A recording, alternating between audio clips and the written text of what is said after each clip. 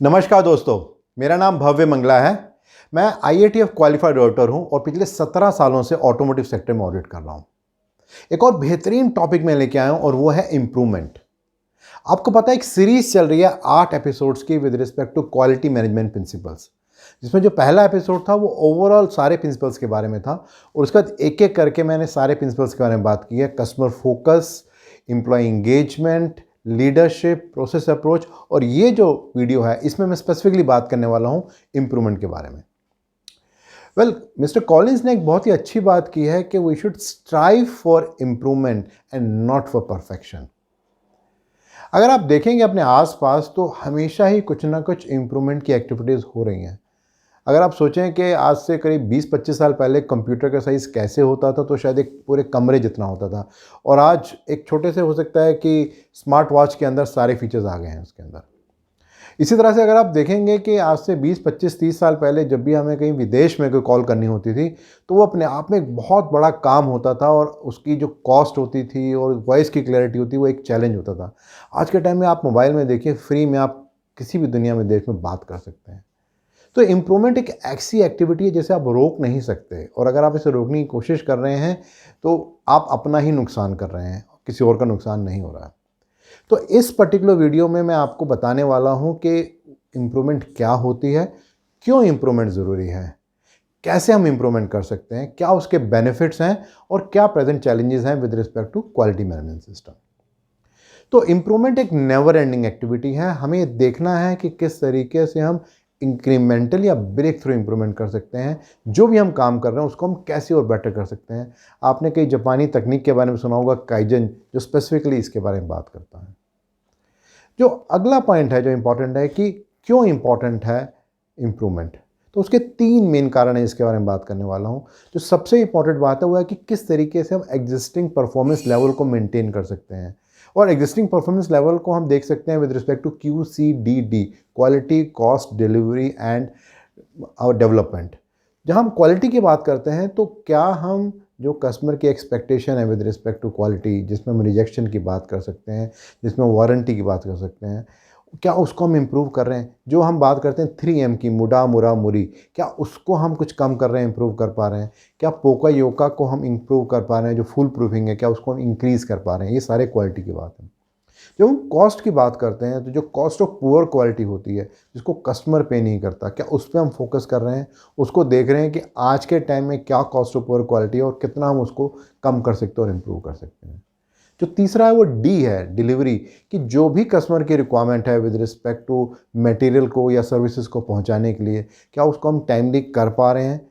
अगर नहीं कर पा रहे तो हम क्या कर रहे हैं जिससे कि हम उसको इम्प्रूव कर सकें। और डेवलपमेंट, वो बहुत ज़रूरी है कि कस्टमर की एक्सपेक्टेशन को क्या हम अंडरस्टैंड कर पा रहे हैं, और जो भी डेवलपमेंट टाइम है उसके हिसाब से हम डेवलपमेंट कर पा रहे हैं कि नहीं कर पा रहे, और किस तरीके से कस्टमर की डेवलपमेंट रिलेटेड रिक्वायरमेंट को हम पूरा करने की कोशिश कर रहे हैं। जो दूसरा इंपॉर्टेंट बात है वो है विद रिस्पेक्ट टू जो चेंजेस हो रहे हैं इंटरनल एंड एक्सटर्नल वर्ल्ड में, उसके हिसाब से किस तरह से हम पेस रख सकते हैं, उसके लिए भी इम्प्रूवमेंट ज़रूरी है। जैसे कि आप देखते हैं कि टेक्नोलॉजी चेंज हो रही है, आजकल इलेक्ट्रिक व्हीकल की हम बात कर रहे हैं, तो क्या ऑर्गेनाइजेशन अपने आप को इम्प्रूव कर रही हैं, अपग्रेड कर रही हैं उस तरह की टेक्नोलॉजी के लिए। आजकल आर्टिफिशियल इंटेलिजेंस की बात भी की जा रही है, तो क्या उसके हिसाब से भी हम अपने आप को अडेप्ट कर पा रहे हैं कि क्या हम उस टेक्नोलॉजी को अडेप्ट कर सकते हैं जिस तरह से आसपास की दुनिया में हो रहा है, नहीं हो रहा। जो तीसरा एस्पेक्ट है वो है टू क्रिएट न्यू अपॉर्चुनिटीज़। हमें ये भी देखना है कि जो भी काम हम आज कर रहे हैं जिस पर्टिकुलर प्रोडक्ट लाइन में है, क्या हम कोई और प्रोडक्ट लाइन में जा सकते हैं, क्या किसी और बिजनेस सेगमेंट में जा सकते हैं। उन सब कामों के लिए भी बहुत ज़रूरी है कि हमें इम्प्रूवमेंट को करना हो। अभी जो अगला क्वेश्चन आता है वो ये आता है कि कैसे करें इसको। तो सबसे इम्पॉर्टेंट बात यह है कि ऑर्गेनाइजेशन को यह देखना है कि टॉप मैनेजमेंट को कैसे इन्वॉल्व करें इम्प्रूवमेंट की एक्टिविटीज़ में, क्योंकि जब तक टॉप मैनेजमेंट इन्वॉल्व नहीं है, इम्प्रूवमेंट की एक्टिविटीज़ कभी भी ऑर्गेनाइजेशन में ठीक से इम्प्लीमेंट नहीं हो सकती। एक बार अगर टॉप मैनेजमेंट इन्वॉल्व हो गया तो जो दूसरा इंपॉर्टेंट पॉइंट है वो ये है कि किस तरीके से हम इंश्योर करें कि हर प्रोसेस के अंदर कहीं ना कहीं इम्प्रूवमेंट एक्टिविटीज़ को हम इन्वॉल्व करें और उसको इंगेज करने की कोशिश करें। जो तीसरी इंपॉर्टेंट बात है वो ये देखना है कि आज के टाइम में लोगों की क्या कॉम्पिटेंसी है और किस तरीके से हम उस कॉम्पिटेंसी को एनहांस करें जिससे कि लोग समझ पाएँ कि इम्प्रूवमेंट कितना ज़रूरी है और कैसे वो इम्प्रूव कर सकते हैं। एक बार वो सेट हो जाता है तो ये बहुत ज़रूरी है कि इम्प्रूवमेंट को मेज़र करने के लिए कोई परफॉर्मेंस इंडिकेटर भी हम डिफ़ाइन करें, जिससे कि हम देख सकें कि आज हम इस लेवल पे हैं और हम कहाँ पहुँच रहे हैं और कितना टाइम लग रहा है हमें पहुँचने के लिए।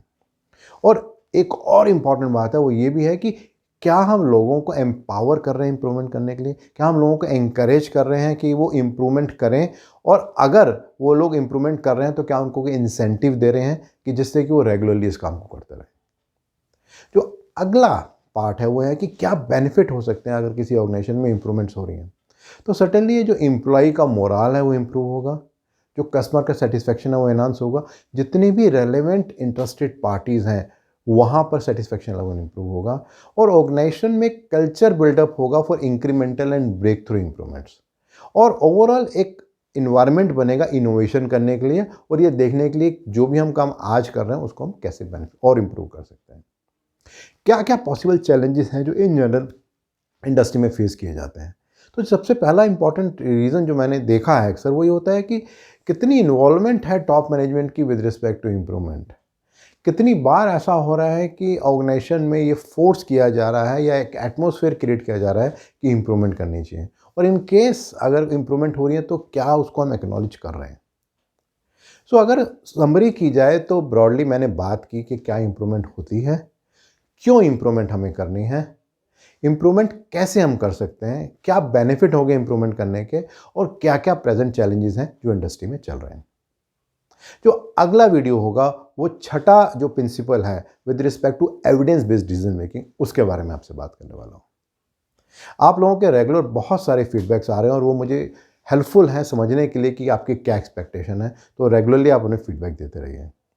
अगर इस वीडियो को आप और डिटेल में समझना चाहते हैं तो नीचे एक लिंक है, उसको आप क्लिक करेंगे तो आपको एक ब्लॉग मिलेगा जो आपको और डिटेल में इस वीडियो के बारे में जानकारी देगा। और अगर आपको लगता है कि ये जो ब्लॉग और वीडियो है आपको अच्छा लग रहा है तो आप मेरे यूट्यूब चैनल को सब्सक्राइब कर सकते हैं, और जो मेरा ब्लॉग है bhavyamangla.com उसको भी रेगुलरली आप वॉच कर सकते हैं। Thank you.